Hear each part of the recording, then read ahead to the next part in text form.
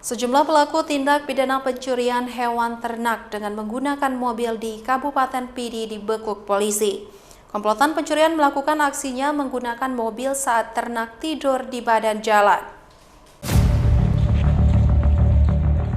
Modus operandi komplotan pelaku pencurian hewan ternak ini adalah dengan menggunakan mobil dan menangkap hewan ternak yang tidur di jalan, lalu dimasukkan ke dalam mobil. Dalam sekali aksinya, para pelaku tidak melakukan di satu lokasi. Mereka juga melakukan aksinya di lokasi yang lain di hari yang sama.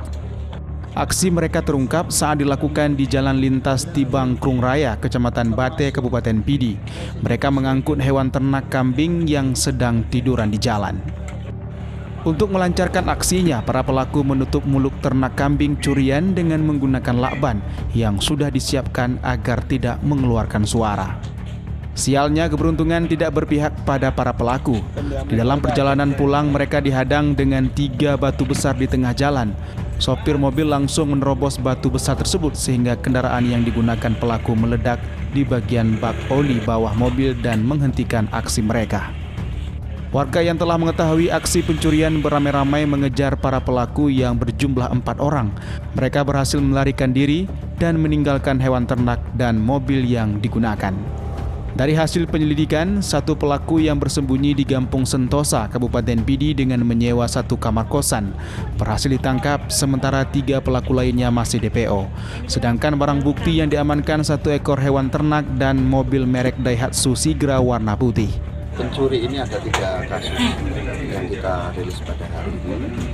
2 pencurian ternak, 1 untuk pencurian ternak ini yang 1 tertangkap tangan oleh masyarakat dengan tersangka 2 orang, yang 1 kasus lagi dan nanti tersangkanya melarikan diri. Ada 4 orang tersangka, 3 yang masih dalam DPO, termasuk pemilik mobil yang digunakan untuk mengangkut hasil curian ternak. Ini masih DPO, 1 orang itu tertangkap untuk pencurian ternak.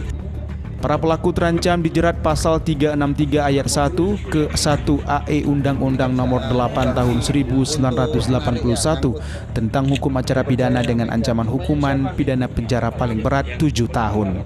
Dari Kabupaten Pidi, Jamal Pangwa, iNews melaporkan.